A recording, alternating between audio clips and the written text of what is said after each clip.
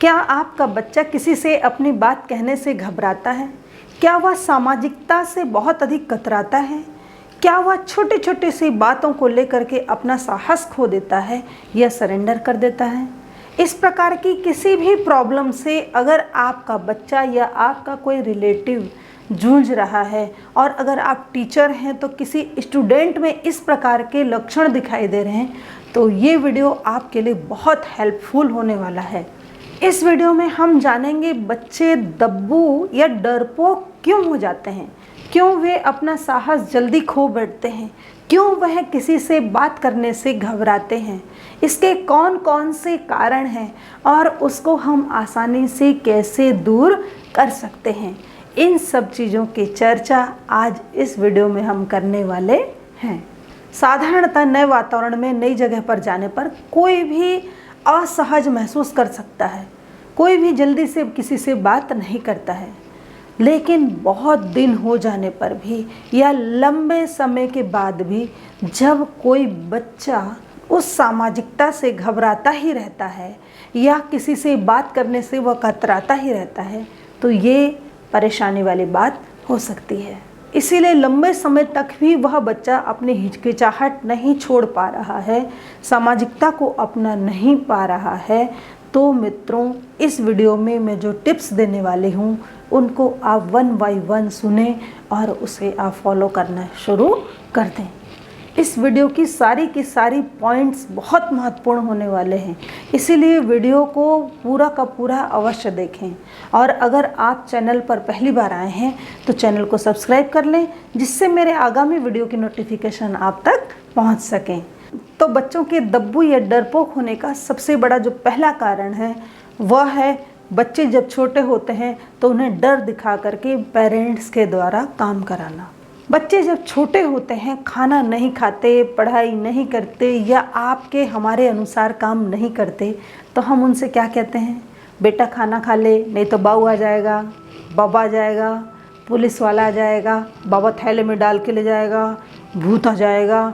और ऐसे ऐसी बातें कह करके हम बच्चों के मन में डर का भाव भर देते हैं। ना चाहते हुए भी वह बच्चा धीरे धीरे डरपोक होने लगता है, दब्बूपन उसके व्यवहार में झलकने लगता है। इसीलिए कभी भी अपने बच्चे को डर दिखा करके कोई काम न कराएं। अपने बच्चे को डर दिखा करके काम कराने की बजाय हमें उसे सकारात्मक ढंग से प्रोत्साहन देते हुए काम कराना चाहिए। मान लीजिए आपको अपने बच्चे को पढ़ाना है, उसे पढ़ने के लिए कहना है, तो उसे यह कहने की बजाय कि बाऊ आ जाएगा पढ़ लो, पुलिस वाला आ जाएगा पढ़ लो, या पुलिस वाले डंडा मारेंगे, ये मारेगा वो मारेगा, ये कहने की बजाय उससे सीधे सीधे कहें, बेटा अगर तुम पढ़ाई करोगे तो उससे तुम्हारा दिमाग तेज होगा और तुम्हारा दिमाग तेज होगा तो तुम जीवन में अच्छे बहुत बड़े बड़े काम कर सकते हो और जीवन में तुम सफल हो जाओगे तो तुम्हारे दोस्त, तुम्हारे पेरेंट्स सब तुम्हारी प्रशंसा करेंगे, दुनिया में तुम्हारा नाम होगा। इस प्रकार से पॉजिटिव ढंग से अपने बच्चे को आप प्रोत्साहित कर सकते हैं। खाने के लिए भी अगर उसे मोटिवेट करना है तो उसे कह सकते हैं, बेटा खाना खाओगे तो तुम्हें ताकत आएगी, ताकत आने से बुद्धि बढ़ेगी, बुद्धि बढ़ने से पढ़ाई अच्छी होगी, तुम स्वस्थ रहोगे, तुम अपने जीवन में कोई भी काम को अच्छे से कर सकते हो, हेल्दी रहोगे। इस प्रकार से कुछ भी जो आपको लग रहा है सकारात्मक चीज़ है, अपने बच्चों से आप कह करके उस चीज़ को करा सकते हैं। बच्चे सकारात्मक चीज़ों को भी सुनते हैं। हमारी एक थिंकिंग होती है कि बच्चों को अगर हम डराएंगे तो ही वो काम करेंगे, बिल्कुल भी नहीं।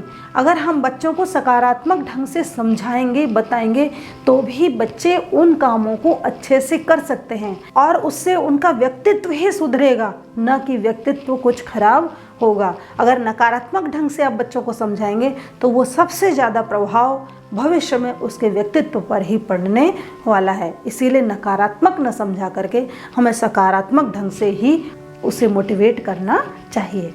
दूसरा, बच्चों के दब्बू या डरपोक होने का जो डर का भाव बैठता है उनके मन में, वह होता है उन्हें डरावनी मूवी या उन्हें कोई कार्टून डरावना जब दिखा दिया जाता है, ये वे देख लेते हैं तो उससे भी उनके मन में डर का भाव बैठ जाता है। वे जैसा टीवी में देखते हैं, जैसा मूवी में देखते हैं, जैसा कार्टून में देखते हैं, उस चीज़ को अपनी दुनिया में भी वे कल्पना करने लगते हैं कि वैसी ही घटना होती होगी। और कई बार तो बच्चे रात को वॉशरूम जाने से भी कतराने लगते हैं। इसीलिए मैं कहती हूँ कि बच्चों को कार्टून में भी कभी भी उन्हें कुछ डरावनी चीज़ें न दिखाएं। उन्हें कार्टून में भी अगर आप कुछ दिखाना चाहते हैं तो ऐसी चीज़ें दिखाएं जो उसके मनोबल को बढ़ाने वाले हो, जो उसके व्यक्तित्व को निखारने वाला हो, जो उसके लिए पॉजिटिव हो। नेगेटिव कार्टून भी बच्चों को न दिखाएं, इससे भी बच्चे डरपोक और दब्बू होने लगते हैं। और मेरा जो अगला पॉइंट है, किसी विभत्स घटना को देखने के बाद बच्चा डरपोक हो जाता है और कई बार दब्बूपन का शिकार भी हो जाता है। बच्चे कोमल हृदय वाले होते हैं, इसीलिए कभी किसी विभत्स घटना को, किसी की हत्या होते हुए, कहीं दंगे फसाद होते हुए, गली में मारपीट होते हुए या कुछ बड़ा झगड़ा होते हुए देख लेते हैं तो उसकी छाप उनके कोमल मन पर पड़ जाती है और वह फिर उस घटना को भुला नहीं पाते हैं, जिसके कारण वे अंदर ही अंदर घुटने लगते हैं और वे कई बार बहुत ज़्यादा डरपोक और दब्बू होने लगते हैं। कई चीज़ें हमारे हाथ में होती हैं और कुछ चीज़ें हमारे हाथ में नहीं होती। तो जो चीज़ें हमारे हाथ में होती हैं उसे तो हमें कंट्रोल कर देना चाहिए, लेकिन जो चीज़ें हमारे हाथ में नहीं हैं और बच्चे ने उस चीज़ को, उस घटना को देख लिया है, तो ऐसे में हमें उसे पॉजिटिव ढंग से उस दृश्य को निकालने की धीरे धीरे कोशिश करती रहनी चाहिए।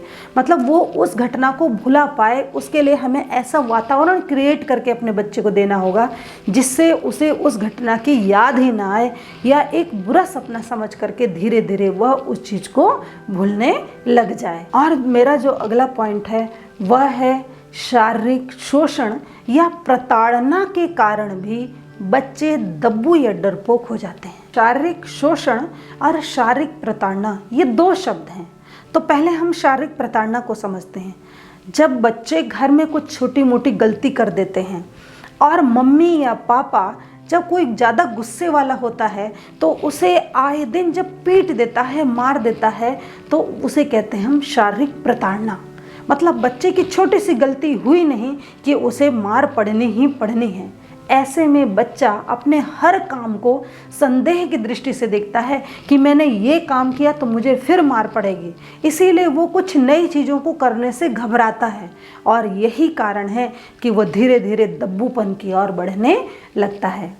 दूसरी ओर टीचर जब अपनी बात को बच्चे को समझाने के लिए, उससे अपनी बात मनवाने के लिए, कोई चीज़ नहीं कर रहा है उसे करवाने के लिए, वह जब उसे फिजिकल पनिशमेंट ज़्यादा दे देते हैं तो बच्चा उस घटना को अपने पेरेंट को भी कई बार नहीं बताना चाहता है और नहीं बताता है, जिसके कारण वह अंदर ही अंदर घुटता है और दब्बूपन का शिकार होने लगता है। और इसी का दूसरा पॉइंट है शारीरिक शोषण। ये शारीरिक शोषण कोई रिश्तेदार, कोई पड़ोसी, कोई भी व्यक्ति, स्कूल का कर्मचारी कोई भी बच्चे के साथ कर सकता है। जब उसके साथ फिजिकल हरेसमेंट होता है, उसका शारीरिक शोषण होता है, तो बच्चे के कोमल मन पर उसकी इतनी गहरी छाप पड़ जाती है कि वह उसे जीवन भर कई बार भूल नहीं पाता है। और उसको जब वह अंदर ही अंदर घुटता रहता है, उन चीज़ों को सोचता रहता है, तो फिर वह दब्बूपन की ओर बढ़ने लगता है, डरपोक होने लगता है, सामाजिकता से कतराने लगता है, लोगों से बात करने से कतराता है और कई बार तो वह अपने पेरेंट्स को भी कुछ नहीं बताता है और चुपचाप गुमसुम सा रहने लगता है। इस विषय पर मैंने एक वीडियो भी बनाया है कि बच्चों को शारीरिक शोषण से हम कैसे बचाएं। तो अपने बच्चे को अगर आप शारीरिक शोषण से बचाना चाहते हैं तो मेरे उस वीडियो को भी आप ज़रूर पूरा देखें और अपने बच्चों को शारीरिक शोषण से बचाएं। मैं डिस्क्रिप्शन में उस वीडियो का लिंक डाल दूँगी, आप वहाँ से भी उस वीडियो को पूरा देख सकते हैं। तो शारीरिक प्रताड़ना और शारीरिक शोषण ये दोनों से अपने बच्चों को बचाना बहुत ज़रूरी है, नहीं तो हमारे बच्चे डरपोक और दब्बू हो जाएंगे। तो शारीरिक प्रताड़ना के लिए आप बच्चे को छोटी छोटी गलतियों पर न डांटें, न फटकारें। गलतियां करेगा तो ही वो कुछ नया सीखेगा, ऐसा सोचकर उसकी छोटी छोटी गलतियों को आप माफ़ करें। मैं ये नहीं कह रही हूँ कि उसकी गलतियों को आप नज़रअंदाज कर दें। उसकी गलतियों को सुधारने के लिए आवश्यक नहीं है कि हम उससे फिजिकल पनिशमेंट ही दें। उसे हम दूसरे ढंग से भी मोटिवेट करके भी, या फिर उसे हम समझाइश दे करके भी समझा सकते हैं।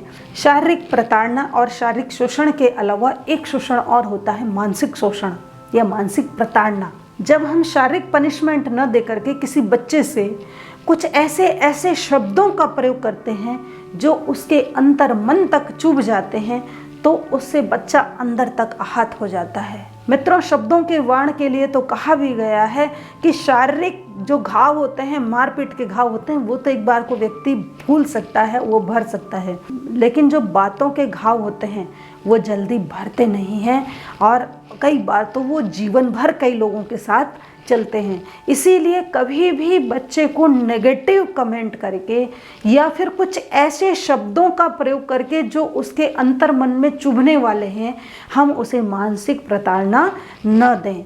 अगर हम ज़्यादा किसी बच्चे को मानसिक प्रताड़ना देते हैं तो उससे भी बच्चे जो हैं दब्बूपन के शिकार हो जाते हैं, सामाजिकता से बचने लगते हैं, वे डरने लगते हैं, डरपोक होने लगते हैं और लोगों से बात करने से कतराने लगते हैं। और मानसिक प्रताड़ना अगर किसी इंट्रोवर्ट नेचर वाले बच्चे को हो जाए तो वह कई बार सुसाइड भी कर लेता है।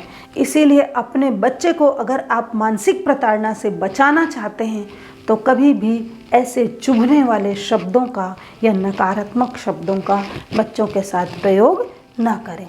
और बच्चों के दब्बू या डरपोक होने का एक बहुत बड़ा हथियार हमने बच्चों को सौंप दिया है और उसका नाम है मोबाइल। इस मोबाइल या टीवी के कारण भी बच्चे सामाजिकता से बचने लगे हैं, दब्बूपन के शिकार होने लगे हैं। आप कहेंगे कि टीवी या मोबाइल से कैसे हो सकता है? हाँ मित्रों, आप देख लीजिए अपने बच्चे को ही, जब वह ज़्यादा टीवी या मोबाइल देखता है तो बाहर जाने से, सामाजिकता से, लोगों से बात करने से, दोस्तों के साथ गेम खेलने से वह बचने लगता है। और बच्चों में यही सामाजिकता की कमी उन्हें दब्बूपन की ओर ढकेलने लगती है। इसीलिए आपका बच्चा दब्बू न हो पाए, उसके लिए ये आवश्यक है कि उसमें सामाजिकता की हम वृद्धि करें। लेकिन बच्चों में सामाजिकता की कमी को दूर करने के लिए एक पॉइंट तो जो हमें ध्यान रखना जरूरी है, वह है टीवी और मोबाइल या कंप्यूटर गेम को हमको सीमित करना होगा। तभी हमारे बच्चे सामाजिकता को बढ़ाएंगे और दब्बूपन की ओर नहीं बढ़ेंगे। वीडियो अच्छा लगे तो इसे लाइक एवं शेयर करना न भूलें। मिलते हैं नई नई जानकारियों के साथ अपने अगले वीडियो में। तब तक के लिए नमस्ते जी।